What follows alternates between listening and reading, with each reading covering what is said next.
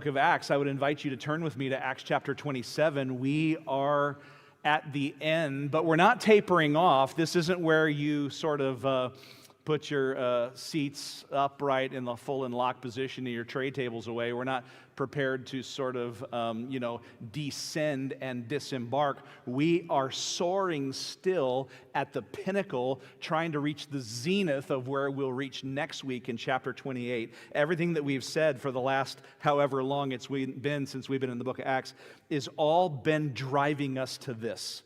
And this morning, I want to talk to you about leadership. Leadership. All of us think about leadership. All of us can think of positions of responsibility, either that we are in, where we've been entrusted with the responsibility of leadership, or situations where we've been forced to groan under somebody whose leadership we've become weary of or can't trust. Leadership really fundamentally influence the people in our sphere, the people that influence us and that we influence. Because Christ is in our life, we have a level of leadership and influence that no matter what our rank, title, or position is, we are leaders. And by the time you come here to Acts chapter 27, there's so many different things that are happening. Paul is about to go through a hurricane. And I'm not exaggerating or overstating anything. The Apostle Paul has a promise from Jesus from chapter 23, verse 11, that you will stand before Caesar, you will go to Rome, you will stand before the leader of the known world. You will have the opportunity to preach Christ to him, even though you are the lowest of the low. And even as Acts chapter 27 begins, nobody knows and nobody cares who the Apostle Paul is. All that he's done, the scripture that he's written, the influence that he has, the power of God working through him. Nobody knows, nobody cares. He is a slave with no privilege, no rights, no responsibility whatsoever. And by the time the story is over, he's the leader of leaders. Now, Acts chapter 27 has several things that it's going to do for us. The first thing it's going to do for us is it's going to remind us that nothing stops the gospel. Right? Paul has been through angry mobs. Pagans have beat him up. The Jews have stoned him. He's already, before Acts chapter 27, been shipwrecked 3 times. Has been beaten times without number. He escaped the Colosseum where he was put to the lions. This guy has suffered so many things at the hands of politicians. He has suffered so many things at the hands of the Jews who hate his salvation message of faith in a God who came as a man to die on the cross for us and rise from the dead. He has been assaulted, attacked in every form and way, and the prevailing reality is nothing stops the gospel. He will say to the Thessalonians, they might imprison me, but the word of God is not imprisoned. That the word of God goes forth, and I am so pleased to be one of many tools in God's hand to be used for the advancement of the gospel. But here's the reality: nothing stops the gospel. Not even a hurricane, or as we're going to see, not even a deadly viper can stop the gospel. But second to that is this precious reality that you and I have been looking at for the last several weeks, is you could be surrounded by toxic people. There could be such hostility and hate against you. You could suffer so many things for the cause of Christ. But our suffering is not only something that we understand is under the sovereign hand of God to make us like Christ, but it is the very means by which God drives us forward into his highest and best when it comes to his will for us. That we look at suffering which we'd rather avoid, and we have to choose, will I consider my life, borrowing from chapter 20, as dear to myself, or will I finish my course in the ministry that the Lord gave me? When you come now, though, to chapter 27, you have a mindset that Paul shows us that Henry Martyn, the famous missionary, had when he arrived in India, and he said, I am immortal until God's work for me is done. There is this reality that if my first and last days are set, then the beginning and the end has been determined, and everything written down in God's book. Why would I not give myself away to the greatest reality that is the gospel of Jesus Christ? This life's going to end, but what's eternal remains. I can be made right with God through Jesus, my sins forgiven, and I can tell people who don't know him yet that there is hope too. And whatever they might suffer in a fallen world, and there's a lot of people that are going to be on the ship with Paul, 276 people in total, by the way. All of those people headed somewhere in the world, but definitely somewhere in eternity. And the Apostle Paul is going to use this as an opportunity to point people to Christ. And there's lessons throughout. You're safe if you're in the center of God's will. This is a precarious predicament. It couldn't get any worse than this, as you're going to see the circumstances as they unfold. I've never been in a shipwreck before. I've been on those waves where it gets a little bit more bumpy and sideways, where you might need some nausea medicine to kind of help you not feed the fishies, right? But there's this reality that Paul is going to be at one point 400 miles off course, and in the center of God's will, doing exactly what God wants him to do. Fully safe. And there's a principle, right? You could be safe in your life and out of God's will, and you're in a dangerous situation, right? You could be in the center of God's will, right with him, and no matter how crazy and nuts it gets, he's in charge and he's in control. God's directing your life in dangerous moments, in delayed moments, and God makes promises to you that no matter what the obstacles are in the way, he will guide you to his good and perfect will. Listen, every splash of water that comes against the wood of the boat that Paul's on is sprayed in the direction that God ordained it. Every tempest, every wave, every gust of wind, exactly where it lands and the line that it takes is ordered by a God who is in complete control of every molecule of his universe.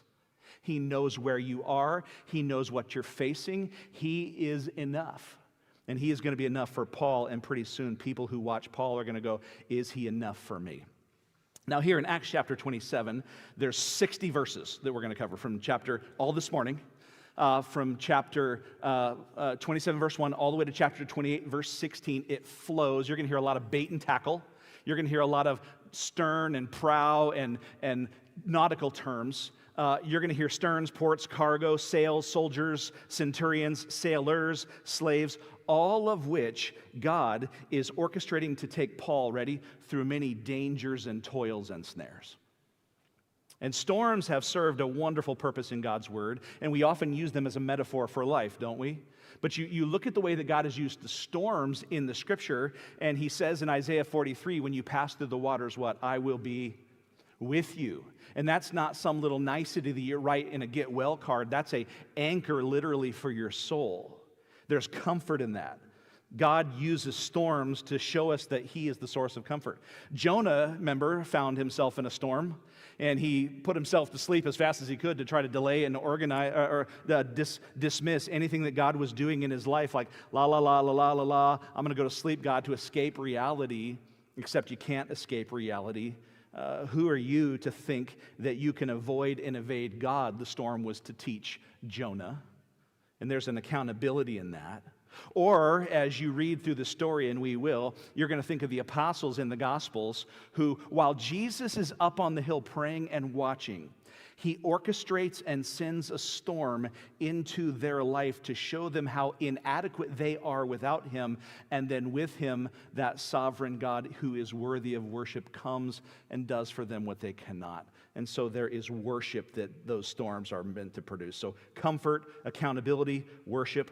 Well, this morning, this storm is used for another purpose, and it's this: kingdom, gospel. God is going to get Paul to Rome, and they have no idea who is in their midst. They're actually escorting the Apostle Paul to the place he wants to go by providing executive protection to the man who's going to bring the gospel to the rest of the world. This is where Paul wants to be, but listen, it's going to be a bumpy ride. And sometimes the path that we take in pursuing God's will for us, even when we say, Lord, I've dedicated my life to you, I've dedicated my service to you, shouldn't it be a smooth primrose path? No, it is not. That God is sovereign over the events that we're going to read. These events are not random. Every decision made by the foolish, selfish, materialistic, bad leaders on board are about to waffle and collapse, and the true leader who starts off as a slave is about to lead. So here is leadership. You're about to get a master class in leadership, not by downloading an app, not by attending a seminar or going to a conference or filling a notebook full of notes. You're going to get a master class from the deck of a ship that's traveling right through the middle of a hurricane. You don't learn leadership in a seminar. You don't learn leadership in a classroom or reading a book.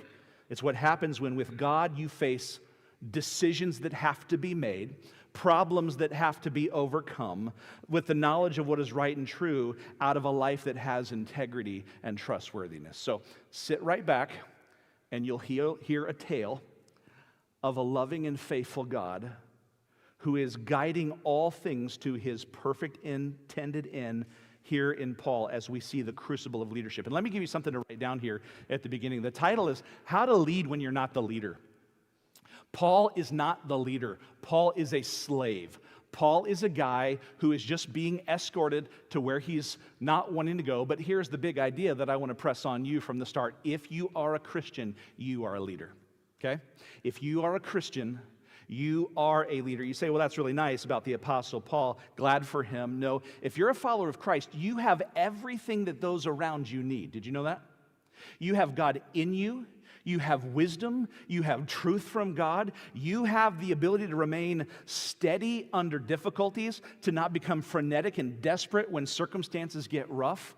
And listen, if you don't have a title, you don't have rank, you don't have the big corner office with the shiny business card and the biggest paycheck, that person's not the leader.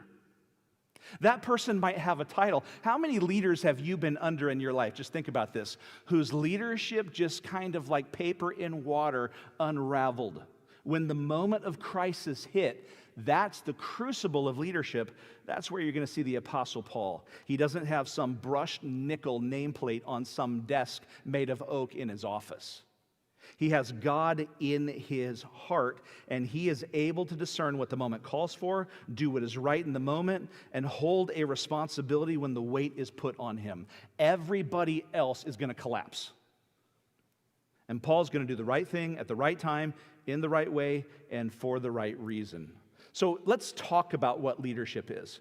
Even though your expectations might be low, now think about this. You might be in a position where you aspire for leadership. You might be in a role where you're looking to entrust other people with leadership. If you're a Christian, loved ones, you can be trusted when other people cannot. You can have perseverance when other people quit. You can have a tenacity to remain faithful to do what's right. You can be courageous, not paralyzed by fear. And you can do what is rightly motivated, not selfishly motivated. So here, I don't want you now to focus on rank, title, position, or any of those things. I just want you to see God carry this man with the gospel to where he's supposed to be, and his leadership will emerge in these ways. So let's frame it this way, okay? Leadership will come to you, number one, just diving right in, if you have trustworthy character. Trustworthy character. Don't focus on the title. Don't focus on the name. Don't focus on the position, the rank, the serial number. Those things to God don't define you. Those things don't matter. There's a lot of people who have a lot of those that aren't leaders. They can't even lead themselves. Have you noticed that in your life? Have you noticed that there's some people who are put into positions of great responsibility, maybe because they get great results? They can enlarge things grow, stuff happens, but all of a sudden, because they don't have character, you find that when the pressure is on, they don't even know how to lead themselves. If you don't lead yourself, you'll never lead a team. If you can't lead yourself, you'll never lead a team or an project or an organization. You have to have what's fundamental, number one here. You're going to have character. Look at verse 1. It says in verse 27, when it was decided that we would sail for Italy, they proceeded to deliver Paul and some other prisoners to a centurion of the Augustan cohort named Julius. And embarking in an Adramyttian ship, which was about to sail to the regions along the coast of Asia, we put out to sea accompanied by Aristarchus, a Macedonian of Thessalonica. So this is now, just giving you the context, the story beginning with some hopeful news. Paul is no longer waiting. You remember, he's been stuck out of circulation for 2 years. 2 years, Paul's been on the shelf.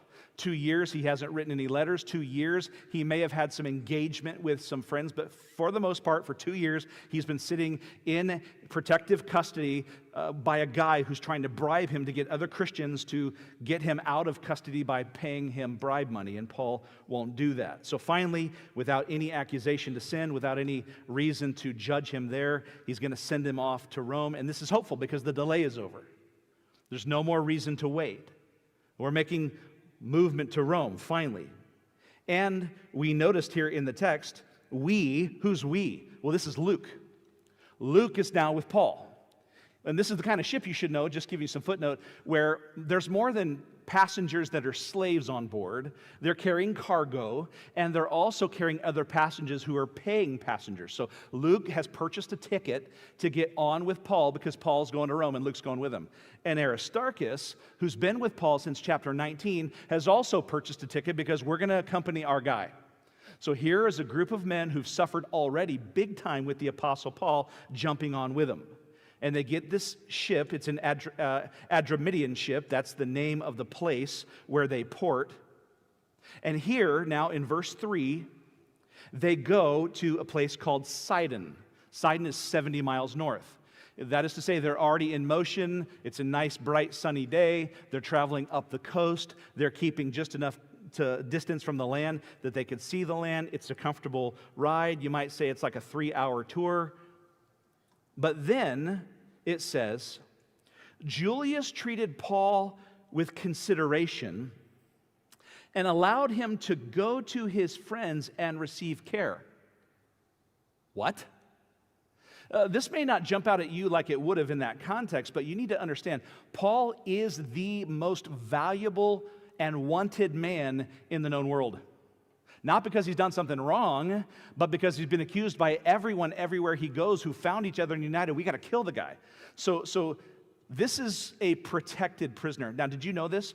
If a Roman were to lose his protected prisoner, do you know what he lost? His life. Julius, who's the centurion over this elevated and very unique Augustinian cohort, says, Paul, I'm going to trust you that when we pull into port, you don't need accompaniment. I'm going to let you off, and I'm going to let you go and see your friends get cared for because I trust that you're going to come back. They didn't do this to prisoners. In fact, later on in the book, when they're shipwrecking at the moment, the soldiers say, you know what we got to do? We got to kill all the prisoners if perhaps one of them might escape. Now, all the prisoners here aren't given the freedom to go, hey, why don't you walk around, go see some friends? This is not like a cruise. You're not pulling into Cozumel and saying, why don't you walk down the beach line and go have some guacamole and shrimp and go see the luchadors fighting in the ring and just, when you hear the horn, come back. This is Paul. I've got enough confidence in you that literally I could take my life and put it in your hands. And Paul goes, and with integrity, he is ministered to by his people. He receives care. No doubt his friends are giving him some of the supplies he's going to need for the trip that he's going to take to Rome as a prisoner. And he comes back. This is an incredible mark of leadership here. Paul shows something early on that Julius sees, that I have enough confidence in you. Now, Paul's not leading yet. This is the foundation of leadership. There's enough I see in you that you can be absolutely trusted. I don't have any doubt about your credibility, and this is first and most fundamental. Recently, maybe you saw this seminar. It was widely distributed and published online. There were people that were given a series of criteria to evaluate what do you most look for in a leader. Every single person picked number one, integrity. Everybody did. Every single person surveyed. Now, whether they follow that or not is a different thing, because we oftentimes follow people that don't have integrity, don't we? Because we like their results. And we try to keep enough distance where if they tank, we don't go down with them. But there is something here about what is just innately known about leaders. Selfish leaders ultimately are not only going to take me down, every selfish thing they do, if I follow them, is going to give me a black eye. I can't put myself in the hands of a leader that doesn't have integrity, Because the risk factor is so high, I will suffer the consequences. And Paul has something in his life where he's removed the risk factor by his trustworthiness. People aren't going to follow a selfish leader for very long. When you follow somebody who is selfish, and let me just say this, if you desire to follow a leader who is selfish, you might want to self-check. Right? You might want to take a look. What is it that I'm attracted to about that selfish leader? That's a great point for you to stop and evaluate and go, Lord, what is it that I'm drawn to? Am I the pragmatist who's drawn for the results of the selfish leader, so I'll hive off their selfishness and keep my integrity? Do you feel how pulled away that is?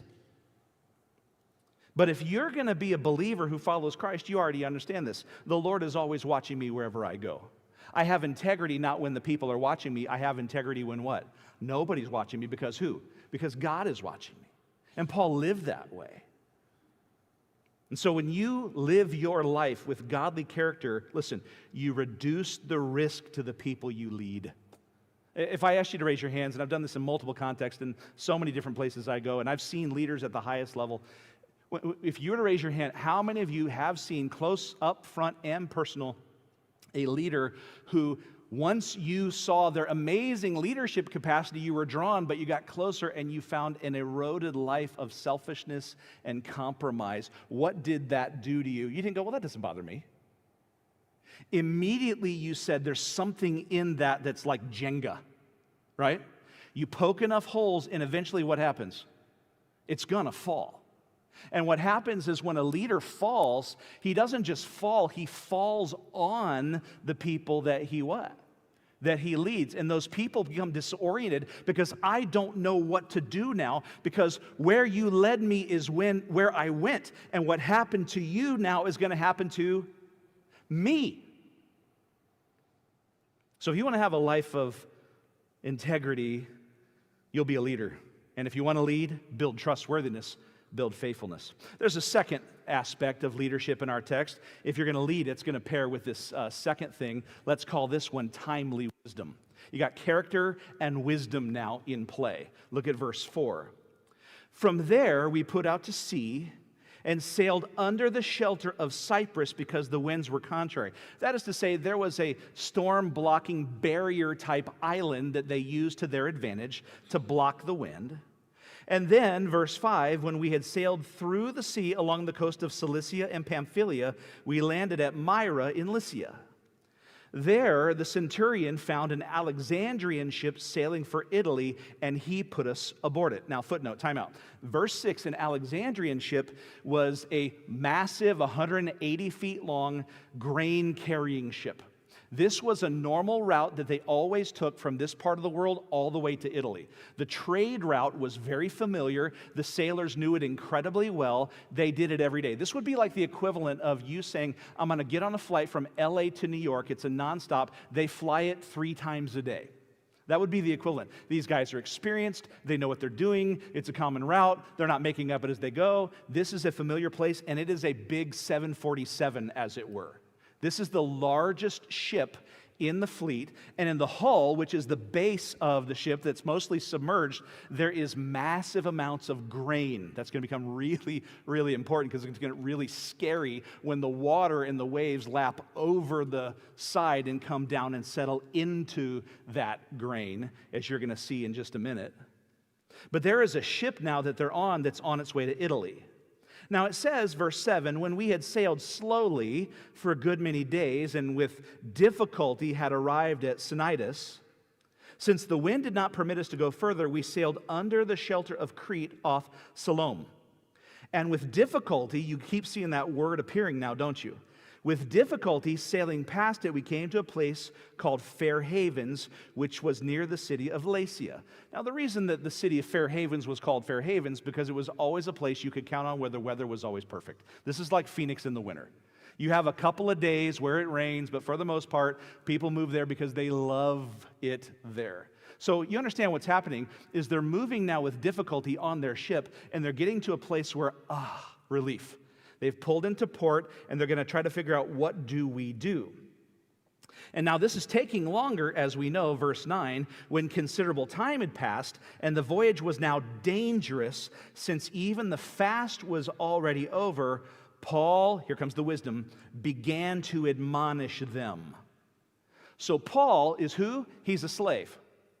He's being carted along. Keep your mouth shut. Stay in your place. Don't need to hear from you.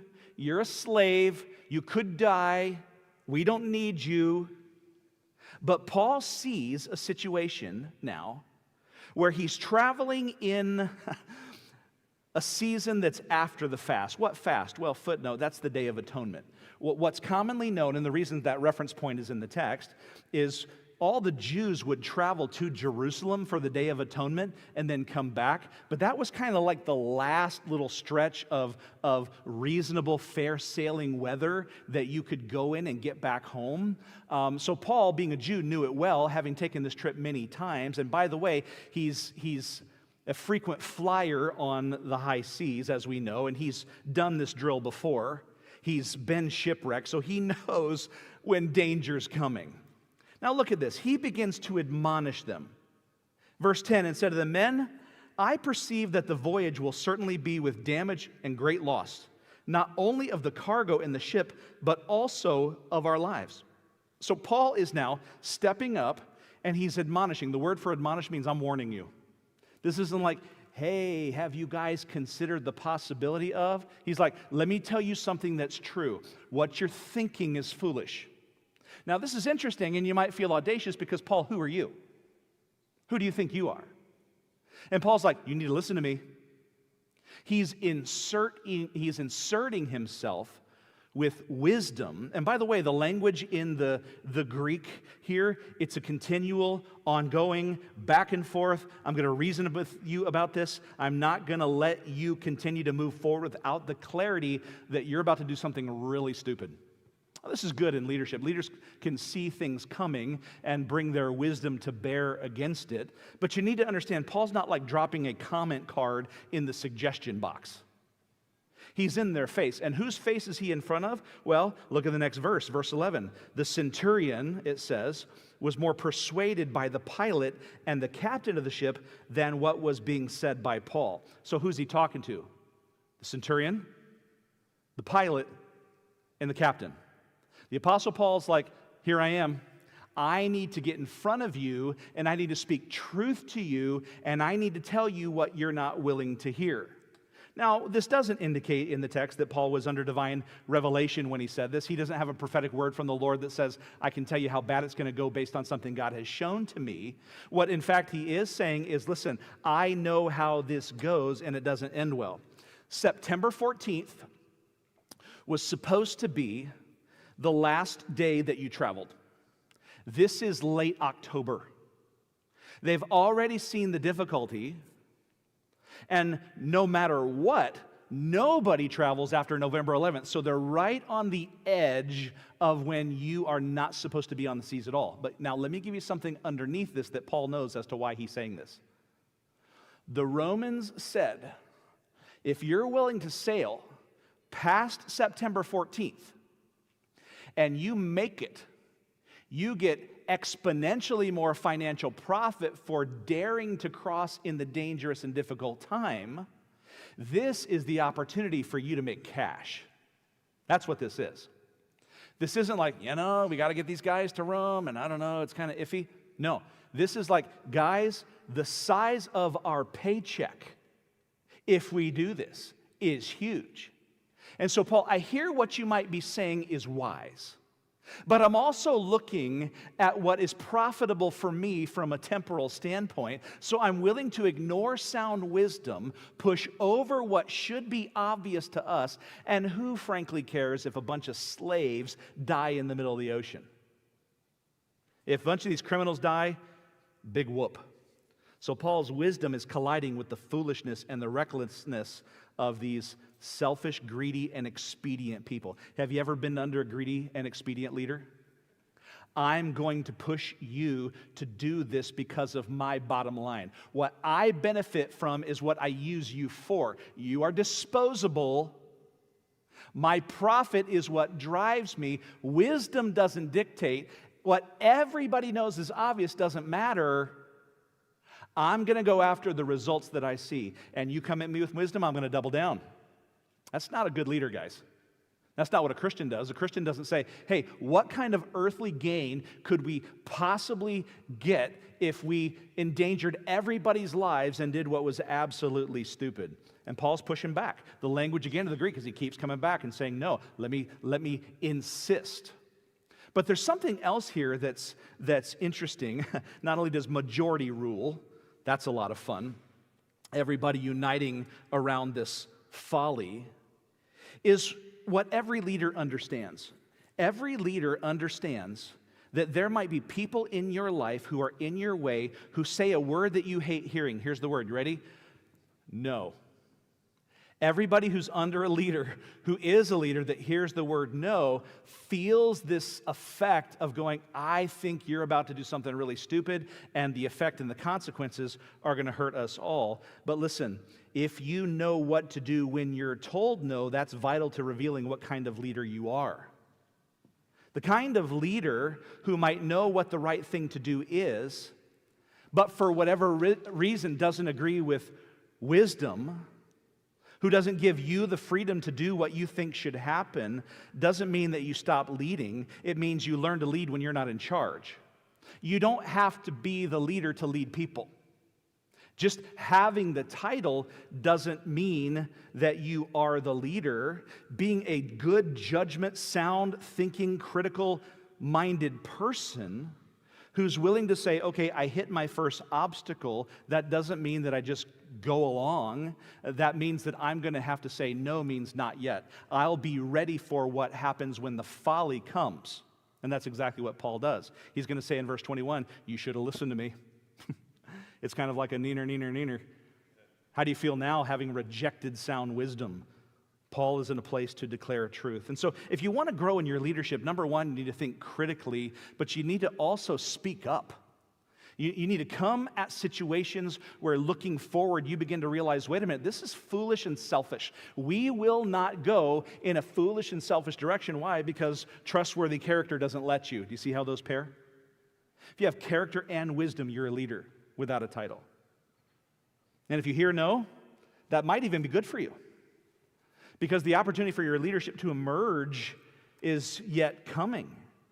And you might even in a season of your life find yourself under somebody who says no consistently to what you want and what you think is right, but humility makes you work harder, work smarter, be sharper, grow in your discernment, and be ready for the moment rather than pout, manipulate, and clamor. To recognize that God's even sovereign over foolish leaders, is He not? Have you seen that in your life? God's sovereign over a foolish leader to guide you to somewhere that you didn't think you wanted to go in a way that you didn't want to get there, only to realize that you were being guided by God the whole time. Paul, he backs off. He hears no. He submits himself to the sovereign hand of God, and he earns the credibility, listen, to lead later. And he will. Footnote here, looking at it from the other side of the coin, if you are a leader in a position of authority, can I just say this? Learn to listen to the voice of dissent. Learn to listen to and crave the no's of the people whose input you seek. If you surround your people only with people who say yes, that means you're not listening. And leaders who don't listen will suddenly find themselves surrounded by people who are no longer talking. We don't want yes men, we want discernment. And this is an axiom of leadership. Paul took no. He trusted God to lead through the foolish decisions. He didn't lose his own composure. He didn't insist on his way. He didn't pout. He understood that no means not yet. Be ready, which Paul was. That takes us to a third element of leadership that we see now in the crucible as the heat turns up. Let's call this one a decisive courage. There is a decisive courage. Paul knows who to turn to in fear when these people don't, and this is the moment where the leadership of those who have the authority is about to crumple underneath the weight of literally a hurricane. Look at verse 12. It says, because that harbor was not suitable for wintering, The majority reached a decision to put out to sea from there if somehow they could reach Phoenix, not Arizona, a harbor of Crete, facing southwest and northwest, and spend the winter there. I've actually stood on the pink beaches of this very spot. The red reef out there in the ocean is broken up by the intensity of the waves that sends sand that is red and pink to the shore. You literally are standing on pink sand in the most beautiful, picturesque spot. You're facing, as he is, west, and they decided this is a beautiful place, and I assure you, it is a gorgeous place. This is like Bermuda. It's a spectacular spot. This is where Paul would leave Titus later on in his ministry. But they're facing southwest and northwest, so they're just looking west, and they're seeing the direction that they want to go, and they're weighing how and when do we take off, because we can see for a long way from there. And it says that when a moderate south wind came up, supposing that they had attained their purpose, they weighed anchor and began sailing along Crete close inshore. So let's move now in the direction that we need to go. Let's begin to take now this nice gentle wind, which those don't come at this time of year, so here it is, let's go. But verse 14, before very long, there rushed down from the land a violent wind called a euraquilo. You might have a Bible translation that says a nor'easter. That's exactly right. The direction they're going is completely opposite the direction that this wind is blowing. And the wind had a name. We name our hurricanes in our day with different names. This one had the same name. And if you've lived in Southern California, you know about the Santa Ana winds and what time they come. So this is the same kind of thing. Here's a very predictable, familiar this time of year, hope you can avoid it, oops, here it is, kind of wind. And it is coming, and it is coming hard.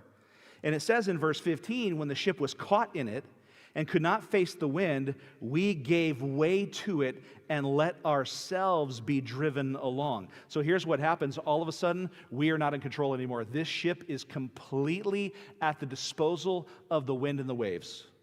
We've got nothing by which to navigate. And then, verse 16, running under the shelter of a small island called Clauda, we were scarcely able to get the ship's boat under control. And after they had hoisted it up, they used supporting cables in undergirding the ship, fearing that they might run aground in the shallows of Syrtis.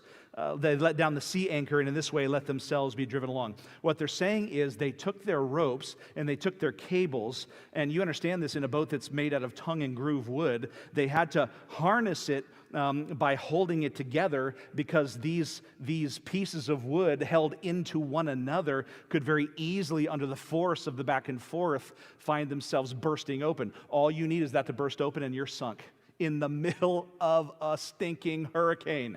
You're in the middle of this storm, and all of a sudden you recognize our number one priority is to secure the boat that we don't die. That's our only thought right now. And then it says in verse 18, the next day, now this is continuing, as we were being violently storm-tossed, they began to jettison the what? The cargo.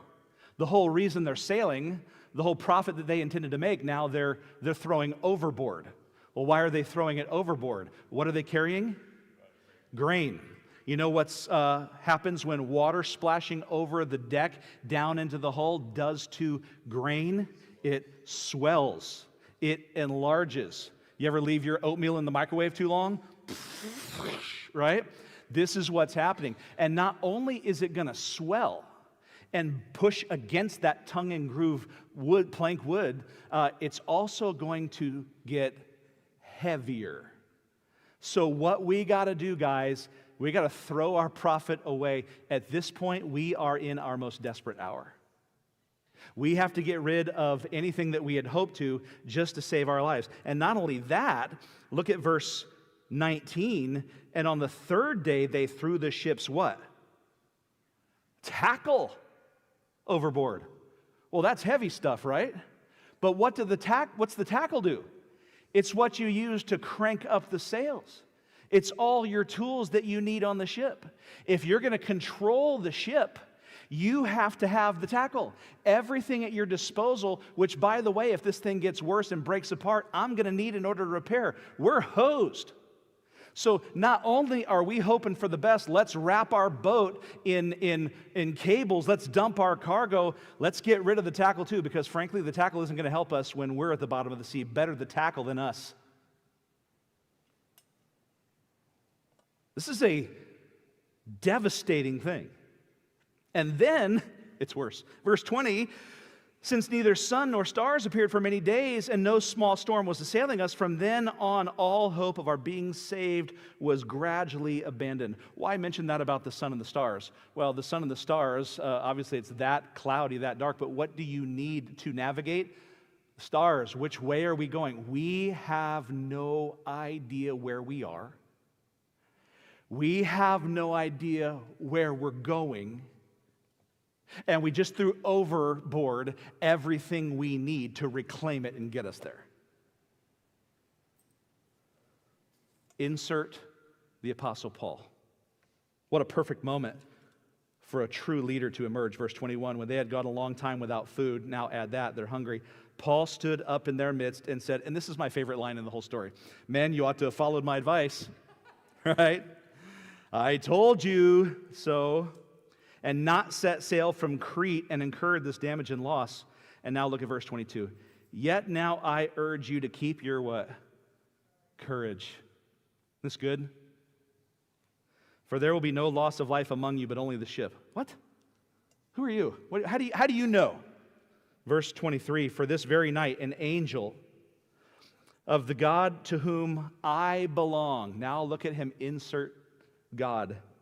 "The angel of the God to whom I belong and whom I serve stood before me, saying, 'Do not be afraid, Paul, but you must stand before Caesar, and behold, God has granted you,'" look at that, "'all those who are sailing with you.'" God, as a gift, is sparing their lives. And you're going to stand before Caesar. I made a promise, and I'm going to keep it. You're going through something very difficult that makes you question whether or not that promise can come to pass. Let me share you that God himself, who I speak his truth to you now, has told me to not be afraid. And so watch this. Borrow my courage. That's what a leader does. You're afraid. I see that you're afraid. Borrow my courage. You don't have hope. Borrow my hope. Therefore, verse 25, "Keep up your courage, men, for I believe God." Can we just stop on that statement for just a second? Keep up your courage, for I believe God. Isn't that great? I'm going to carry you with faith on my back as I trust in God to do what God promised. Will you follow me? That is to say, the God I follow. Now, here's a wonderful picture of leadership. If you follow the Lord who's leading your life, guess who's leading the lives of the people that follow you? The Lord is. People recognize, especially in those moments, where is the selfish leader who wants profit now? He's sniveling in the corner. All these men who had all these priorities, think about what's happening here. Their eyes have been filled with seawater. There's not time to eat. There's not time to sleep. You are being violently storm-tossed by a hurricane that continues to keep you at its virtual center. Turbulence now, if you look at the indicators in the text, have put, most commentators argue, 400 miles away from the course that you were on. And Paul stands up and says, "Take my courage." Encouragement is what? Speaking courage into somebody else. That's what this is. Here's the axiom: true leaders are revealed in a time of crisis. Critical moments separate the wheat from the chaff, or if you want to change metaphors, the cream rises to the top when the heat gets turned on. Amazingly, Paul is in a place of leadership. And it's interesting here. Keep your courage because I believe God. You didn't listen to me before. Listen to me now. My God, my confidence, my hope, my faith, my comfort here at work for you in this situation. You can't give in to fear. You don't have a God to trust in. I do. Follow me. Can I add this component? In moments like this, whoever doesn't give in to fear, that's the leader. How you handle fear says everything about your leadership in mind. What we do when we're afraid is we grasp for control, and these guys have nothing that they can control. And so here's the reality is I'm staring face to face with the thing I fear most, and I can't control a single thing in my life. What do I do? Insert the man of God. He doesn't say, can I please have a promotion that gives me permission to speak? He's clear, he's convincing, he's courageous, he's speaking to leaders who have no leadership left in themselves, and says, let my faith in my God guide and govern you. This is what is true, this is what I know, this is what's going to happen. He sprung into action, he didn't ask to be led or to lead. He's the lowest guy on the totem pole. And here he is. And look at what else here in the text. Look at what he says here. Verse 25, keep your courage, men, for I believe God that it will turn out exactly as I have been told. But, verse 26, we must run aground on a certain island. That doesn't mean that we're not responsible. We're going to have to take some serious evasive action. All of our lives are going to be saved, but you understand this is going to end in a really, really big finish that's very broken. And then look at verse 27. When the 14th night came. Don't let that pass over you. How long have they been doing this? 14 days. That's 2 weeks. This is wild. And let your eye look down at verse 33 for just a second. As they're moving through this, Paul will say in the middle of the verse, today is the 14th day that you've been constantly watching and going without what? Eating. They haven't eaten for 14 days either. How do you do having not eaten for 14 minutes after it's supposed to be delivered? Or 14 hours? 14 days. What kind of condition are you in after 14 days of adrenaline spent after day one? Desperation, fear. This is game over. Here's Paul in the same condition with the same constraints, stepping up in the midst and saying, do this. That's a leader. Now, a fourth feature based on the direction he's leading brought this trait of godly leadership. You need to see this too. Let's call this one fierce accountability. Fierce accountability. Look at verse 27. When the 14th night came, as we were being driven about the Adriatic Sea, at about midnight, the sailors began to surmise that they were approaching some land. And so they took soundings and found it to be 20 fathoms. This is where they take a rope, they tie it to a rock, they drop it down and see where it hits, and then they pull it back up and they measure it. And then as they keep getting carried along, they do it again. What's happening is they are at 20 fathoms. That's the distance. But then a little further, verse 28, they took another sounding and found it to be 15 fathoms. So they were fearing, verse 29, that we might run aground somewhere on the rocks. So they cast 4 anchors from the stern and wished for daybreak. So they're throwing these anchors off the back of the boat, hoping, some translations say, praying for daybreak. But look at verse 30. So this is the middle of the night. As the sailors were trying to, what's the next word? Escape. These are the people who run the ship. This is the pilot and all the crew. This isn't the slaves, this isn't the centurion, this isn't the soldiers. These are the people who pilot the vessel. Look at what it says. They're trying to escape from the ship and had let down the ship's boat into the sea on the pretense of intending to lay the anchors out from the bow. So do you have the picture? They've dumped anchors off the stern, the back end, and all the sailors are like, hey, let's go up to the front end, and it's midnight, so it's dark, it's storm, tempestuous, tossed, they won't see. They go to where the lifeboat is, and they let it down. This is the only hope of escape. And the crew is about to abandon everybody else to die because the crew who's perfect at this would be like your pilot putting on a parachute, coming out of the cockpit and saying, see ya, and jumping. That's the equivalent of this. Who's going to land the plane, right? Paul sees it, and he calls it out. This is their only hope of escape. He calls it out, verse 31, and he says to the centurion and the soldiers, unless these men remain in the ship, you yourselves cannot be saved. In other words, if our pilots are gone, we're crashing. You need to get control over those men. Paul is leading leaders.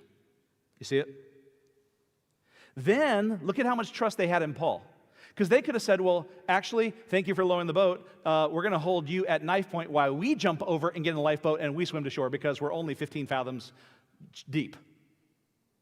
Look at what they do. Under Paul's direction, it says in verse 32, the soldiers cut away the ropes of the ship's boat and let it fall away. Our only hope is now floating away in the sea. We are completely and entirely dependent upon the wisdom of one man, Paul. But you notice what Paul is doing? I'm holding you accountable to this. I'm going to call you out. I'm going to expose your malicious, selfish motives, and I'm going to put pressure on you to do what's right. That's accountability. It's a fierce kind of accountability. And this is fundamental leadership, not only the ability to have character in yourself and speak what's true and wise, but hold the people accountable to that. His leadership, loved ones, is so compelling, they cut away their only hope of survival. And Paul is in complete command. Why? Because he's a leader. Because that's what leaders do. Now, verse 33, until the day was about to dawn, Paul was encouraging them all to take some food. Isn't that cool? Let's do this. You just cut away your boat, get some of the grain that you have left and eat. He's telling his soldiers and the people what to do. You're going to all eat now. Why? Because you're starving and it's been 14 days? Well, that's going to help. You need to replenish a little bit, but you know why you're going to need your strength? Because you need to swim. You're going to get to the place where what's coming next is going to be something that as your leader, I prepare you for. So it certainly would have been a relief for them to eat food after 2 weeks of not eating. And that's why he says, take some food, saying today this is the 14th day that you've been constantly watching and going without eating, having taken nothing. Therefore, I encourage you to take some food. For this is for your preservation. Look at this statement. And do you know who also said this that he is quoting? For not a hair from the head of any of you will perish. Who's that sound like? Sounds like the Savior who spoke into him, into his fears. All of them, verse 35. Having said this, he took bread and gave thanks to God in the presence of all. Here's what's going to happen. I'm going to pray, I'm going to say grace, and I'm going to give it to you. Isn't this good? I'm going to live out my Christian faith in front of you because this is who I am. And all of them, verse 36, were encouraged, and they themselves also took food. And how many people? Look at verse 37. All of us in the ship were 276 persons. The Greek word there is souls. 276 souls. Here is the fifth display of what leadership looks like, and it will come to you if you have hopeful encouragement. Let me encourage you, get something to eat. And now, verse 38, when you'd eaten enough, they began to lighten the ship by throwing the wheat into the sea. So anything they had left was gone. So there's no tackle, there's no cargo, there's no food for them. And when day came, verse 39, they could not recognize the land, but they did observe a bay with a beach, and they resolved to drive the ship onto it if they could. And verse 40, casting off the anchors, they left them in the sea, and while at the same time they were loosening the ropes of the rudders, that is to say, we're just going to let this thing go whichever way the wind and the waves take us. They hoisted the foresail to the wind, and they were heading for the beach. Verse 41 says they struck a reef where the two seas met. This is a really bad place to go. Probably a sandbar, if not some coral or something there. But you understand you are now stuck, and the two seas are coming together in a place where they continue to converge and they continue to beat upon the side of your vessel. This is the spot where this thing is now going to break apart. They've loosened the ropes. It's full speed ahead to get as close to land as we possibly can. Verse 41, the prow, that's the front of the boat, stuck fast and remained immovable, but the stern, that's the back, began to be broken up by the force of the waves. And what do you do now if you're a soldier? This is the moment to jump and swim, right? Well, now that I got my food back, and now that I see that we're close to land, look at verse 42. The soldiers' plan was to kill the prisoners so that none of them would swim away and escape. This is great. We're going to, here you are, you've just been rescued, the wisdom of the leader who's in charge, now you're back into panic mode because it's back on. This has been a self-preserving move as well. We almost died, God provided for us, our ship is breaking up, let's kill people. But God put it on the heart to spare everybody. You know who, for whose sake? Paul. Look at verse 43. But the centurion, wanting to bring Paul safely through, kept them from their intention and commanded that those who could swim should jump overboard first and get to land, and the rest should follow on some planks and others on various things from the ship. This thing's already breaking apart. If you can swim, go. If you can't swim, grab a piece of driftwood floating, push as hard as you can to get towards shore. The hurricane is now over the island. And so what happened, look at verse 44, that they were all brought safe to the land. The slave on the ship is the leader of the ship. And now there's no more ship. And Paul is standing on the beach as the leader. This is how you lead when you're not a leader. Now this takes us to the final mark of true leadership. Let me introduce this to you because this is where we'll pick up next time as we conclude the book of Acts. Let's call this one number 6, selfless service. Selfless service. Look at what it says in verse 1 of chapter 28. When they had been brought safely through, then we found out that the island was called Malta.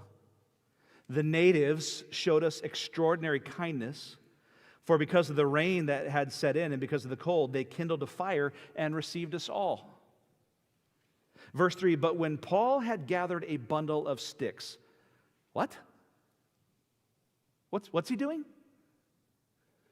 Picking up sticks. This is a leader who says, we're not done yet. What's the need now? What do we need? We need a fire. These people are serving us. It's not like, do you know what we've been through? Do you know how hard it is? Is it finally somebody else's turn to serve me? Paul says, you know what we need? We need a fire. So you know what I'm going to do? I'm going to play pickup sticks. He steps into something that is practically useful. Here's a bunch of sailors, 276 people in the whole wreckage now on the shore. The islanders are caring for them. These guys are bloated and exhausted. They haven't slept. And what's he doing? He's not high-fiving anybody. He's not saying, well, you're going to remember this, right, and let me go free, right? No, he's just saying, what do we need now? Fire? How about I help them? This guy was tireless. This is, to say it differently, a practically useful man. Menial tasks are not beneath him. Doing this even at his own risk. What do you mean risk? Well, verse 3 says, as he gathered the bundle of sticks and laid them on the fire, there was something inside that he didn't know. A viper came out because of the heat and fastened itself on his hand. He gets bit by a snake, a viper. If you were to look at the snakes that are currently on the island of Malta, the cat snake, the cat snake is the one that is probably mentioned here. This is the venomous snake on the island. We know snakes in Arizona. However, I've been here for almost 10 years and never been confronted by a rattlesnake. I'm very disappointed. But here's the scenario where Paul, you can understand how this looks like a snake, right? He gathers up these sticks and he throws it into the fire, and the snake lunges out of the fire and fastens on his hand.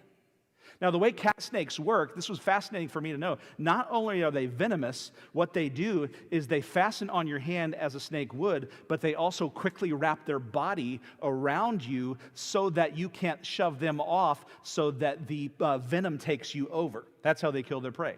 So it's like rattler meets boa. That's what this snake is. And now, these natives, when they saw, verse 4, the creature hanging from his hand, they began to say to one another, undoubtedly this man's a murderer.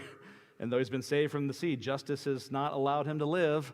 That's called, in their theology, karma. However, verse 5, he shook the creature off into the fire and suffered no harm. But they were all expecting that he was about to swell up or suddenly fall down dead. But after they waited a long time and seen nothing unusual happen to him, they changed their minds and began to say that he was a god. No. This is going to turn into a wonderful opportunity. Look at this, big finish. Verse 7. Now in the neighborhood of that place were lands belonging to the leading men of the island named Publius, who welcomed us and entertained us courteously 3 days. And it happened that the father of Publius was lying in bed, afflicted with a recurrent fever and dysentery. And Paul went in to see him, and after he had prayed, he laid his hands on him and healed him. Still serving, isn't he? And after this had happened, the rest of the people on the island who had diseases were coming to him and getting cured.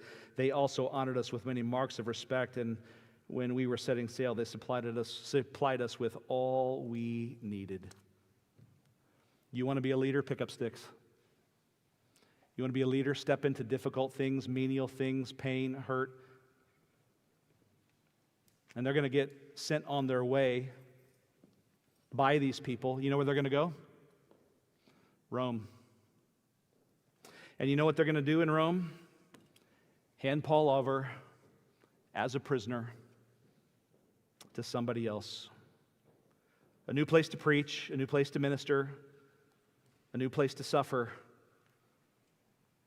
Your heart's desire, Paul, will be where you long to be in a very painful and difficult way to get there. Nothing stops the gospel, does it? Through many dangers, toils, and snares we have already come. 'Tis grace has brought us safe thus far, and grace will lead us home. We're going to finish Acts next week, but for today, sometimes it might feel like you're meandering or wandering. But to quote J.R.R. Tolkien, not all who wander are lost. Isn't that true? And not all that is gold glitters. Or I said that wrong. Not all that glitters is gold. You might feel at different times in your life striving to know the Lord, be in His will, and sometimes feel like you're off course and lost. You're not. God knows exactly where you are. He knows exactly what He's doing. You don't know how this is going to end. He's made a promise to you, but all the details are kept from you as to how you're going to get there. But if you're a Christian, you're a leader. You don't have to be in charge to get things done. Here's the mystery of leadership made plain. When you let Christ lead your life, people will follow you because they will follow the Christ in you, and you will be the one they follow. We sang earlier, build your life on the Lord. Let Him test you. Let what is in you come out. Let them see Him. This is what the testimony, the takeaway is for us today. Father, thank you that you use difficulty in our lives to lead us to your perfect will. Thank you that through difficulties and storms like this one, how much was here, but how consistently Paul was in the crisis what he was when he wasn't. The leader that everyone needed. And those same qualities, Lord, don't make him a super Christian. They're the very things you've called us to do every day. And so we may not be in a storm like that, but we can be selfless. We may not be fighting for our lives every moment for 2 weeks, but we can encourage others. We might not be a slave, but we can be courageous and encouraging. We can make decisions and speak with wisdom and live a life of integrity that you are pleased to use. And if you would use us, we would find great joy in that.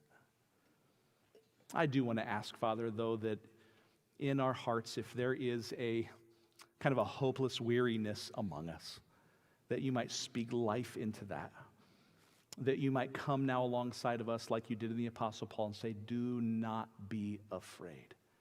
We have a marvelous, wonderful, everlasting, courageous, fearless, unshakable Savior who lives with us. And you determine the course of our life. And we want to go as hard as we can with all that we have for as long as we live for your glory. And when that's done, we want to hear from you, well done, good and faithful slave. So receive our new commitment to stand into that. Without a title, but with you. In Jesus' name, amen. Let's stand together and sing this final anthem as a song to Him.